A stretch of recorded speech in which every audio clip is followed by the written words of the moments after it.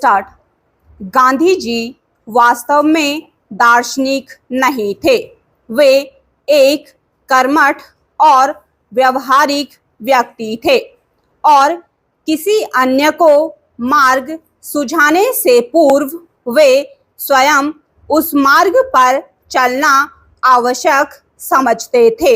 जहाँ तक गांधीवाद शब्द का संबंध है, यह उनके द्वारा रचा गया शब्द नहीं बल्कि उनके विचारों सिद्धांतों के समग्र रूप का पर्याय है। गांधी जी ने राष्ट्रीय आंदोलन को नेतृत्व प्रदान किया। यह वास्तव में उस काल की आवश्यकता थी। इसी माध्यम से उन्होंने देशवासियों को शोषक साम्राज्य से मुक्ति दिलाई। नेतृत्व की इस प्रक्रिया के दौरान गांधी जी के जो विचार और सिद्धांत जनमानस के सामने आए, उन्हें ही बाद में गांधीवाद कहा गया। गांधी जी देश का विकास गांव से चाहते थे। उनके अनुसार देश के विकास का पहला सूर्य गांव है।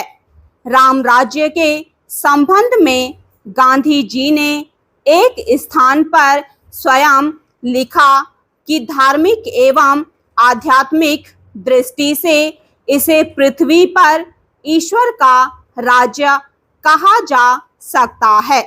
राजनीतिक दृष्टि से यह एक ऐसा लोकतांत्रिक शासन होगा जिसमें संपत्ति के होने या न होने का और रंग, जाति, धर्म, लिंग के भेदों पर आश्रित समस्त विषमताओं का अंत हो जाएगा। रामराज में गांधी जी नैतिक अनुशासन पर आधारित एक ऐसे समाज की कल्पना करते हैं जहां किसी पर कोई रोक नहीं होगी, किंतु हर व्यक्ति आत्मा अनुशासन से बंधा होगा। गांधी जी इसे सुराज भी कहते थे। गांधी जी का सत्ता के विकेंद्रीकरण का सिद्धांत भी इसी सुराज में निहित था। वे ग्राम पंचायतों को अपने गांव का प्रबंध और प्रशासन का अधिकार सौंप देने की वकालत करते थे। राष्ट्रीय अथवा प्रांतीय सरकारों के ग्राम स्तर पर हस्तक्षेप की वे खिलाफत करते थे। सभी गांव आर्थिक दृष्टि से स्वावलंबी तथा राजनीतिक दृष्टि से स्वशासन से पूर्ण अधिकार से युक्त हों। ग्राम्य स्वराज्य के संबंध में अपनी परिकल्पना को उन्होंने इस प्रकार व्यक्त किया है। मेरे ग्राम स्वराज्य का आदर्श यह है कि प्रत्येक गांव एक पूर्ण गणराज्य हो। अपनी आवश्यक वस्तुओं के लिए वह पड़ोसियों पर निर्भर ना रहे। प्रत्येक गांव के लिए पहला काम होगा खाने के लिए अन्न और कपड़ों के लिए कपास की फसल उत्पन्न करना।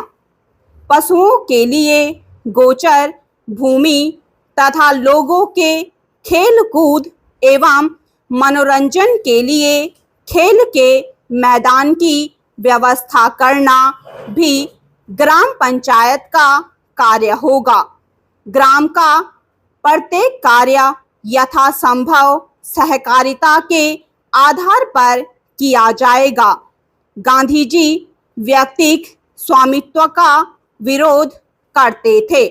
उनका मानना था कि सभी संपत्ति ईश्वर की है और मनुष्य तो मात्र उसका न्यासधारी है। स्टॉप।